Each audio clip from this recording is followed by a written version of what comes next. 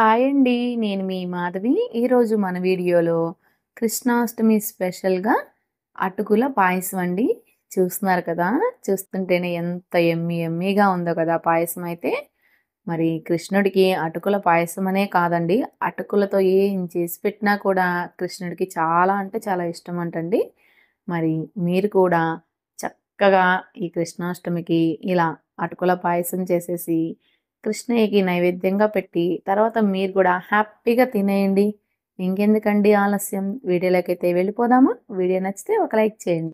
ఇప్పుడు ఒక కళాయి పెట్టుకొని 1 కప్పు బెల్లం వేసుకుందామండి.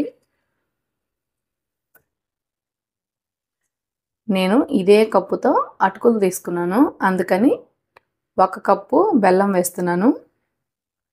ఇప్పుడు ఇందులోనే ఒక పావు కప్పు వాటర్ కూడా పోసుకుందామండి. ఇప్పుడు ఈ బెల్లాన్ని మనం పాకం పట్టుకోవాల్సిన అవసరం లేదండి, జస్ట్ బెల్లం కరిగితే సరిపోతుంది. చూసారు కదండి, మన బెల్లం అయితే చక్కగా కరిగిపోయింది. ఇప్పుడు స్టవ్ ఆఫ్ చేసేసి దీన్ని పక్కన పెట్టుకుందాం. ఇప్పుడు ఇంకొక బౌల్ తీసుకొని ఇందులోకి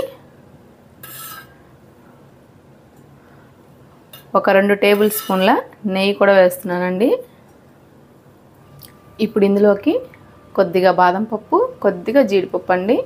ఈ జీడిపప్పు బాదం పప్పు అనేది మీ ఇష్టం అండి, మీ దగ్గర ఎంత ఉంటే అంత వేసుకోవచ్చు, మీరు తినేదాన్ని బట్టి. ఇప్పుడు మన జీడిపప్పు బాదం పప్పు సగం వేగిన తర్వాత కొద్దిగా కిస్మిస్ కూడా వేసుకుందాం. చూసారు కదండి, మన డ్రై ఫ్రూట్స్ అన్నీ చక్కగా వేగినాయి. ఇప్పుడు వీటిని తీసేసుకుందాం.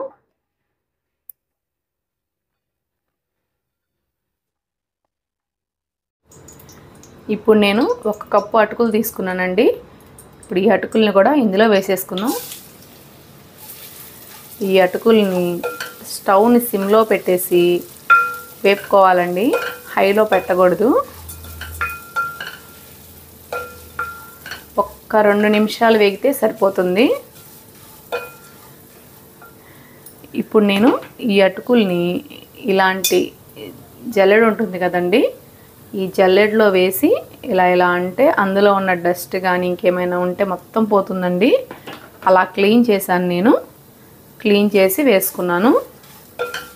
మీరు కూడా అలా వేసుకోండి, అందులో ఏదన్నా ఉన్నా కానీ పోతుంది.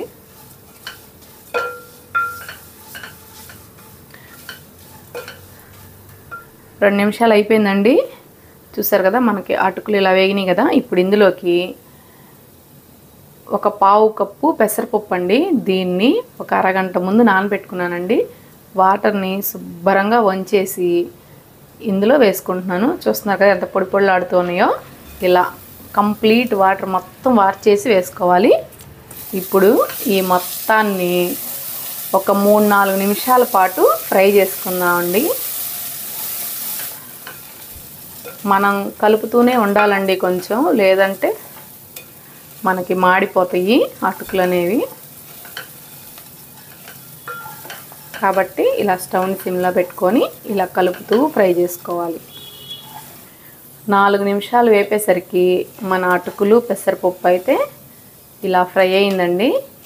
ఇప్పుడు మనం ఇందులోకి నేనైతే పక్క స్టవ్ మీద 1 లీటర్ పాలు కాసి పెట్టుకున్నానండి.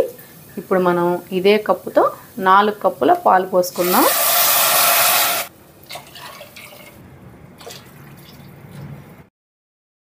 ఇప్పుడు మన పాయసాన్ని స్టవ్ని మీడియం ఫ్లేమ్లో పెట్టుకొని ఇలా మూత కొంచెం గ్యాప్ ఇచ్చేసి ఒక 5 నిమిషాల పాటు ఉడికించుకుందామండి.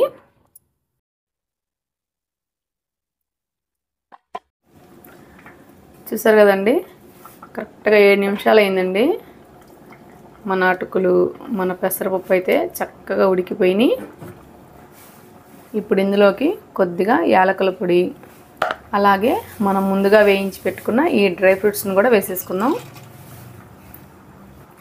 ఇప్పుడు మనం ఇందులోనే మనం ముందుగా కరిగించి పెట్టుకున్న ఈ బెల్లాన్ని కూడా వేసేద్దామండి.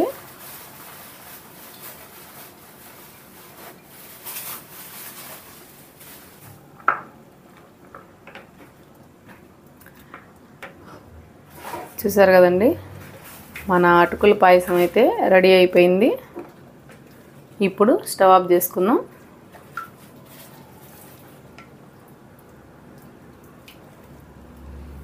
ఇప్పుడు మనం చేసుకున్నప్పుడు ఈ మాత్రం పల్చగా ఉందనుకోండి, కొద్దిగా సేపటికల్లా కొంచెం చిక్కబడుతుంది.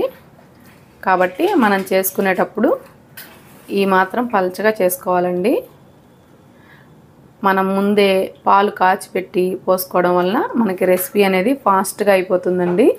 టేస్ట్ కూడా బాగుంటుంది. మనం అటుకుల్లో పచ్చిపాలు పోసి అది మరిగి అంత టైం తీసుకోకుండా మనం పక్కన పెట్టేసుకున్నాం అనుకోండి, చక్కగా అయిపోతుంది. చూసారు కదా, మన అటుకుల పాయసం అయితే రెడీ అయిపోయింది. చూసారు కదండి ఎంత సింపుల్గా చేశానో. మీరు కూడా ఒకసారి ఇంట్లో ట్రై చేసి అది ఎలా వచ్చిందో నాకు కామెంట్లో తెలియజేయండి. ఈ వీడియో నచ్చితే లైక్ చేసి షేర్ చేసి మన ఛానల్ని సబ్స్క్రైబ్ చేసుకోండి. అందరికీ కృష్ణాష్టమి శుభాకాంక్షలు అండి. మీరు కూడా కృష్ణయ్యకి ఇలా చేసి పెట్టేయండి, చాలా ఇష్టంగా తింటాడంట. కృష్ణుడికి అటుకులు అంటే చాలా ఇష్టం అంటండి. ఓకేనా? Thank you.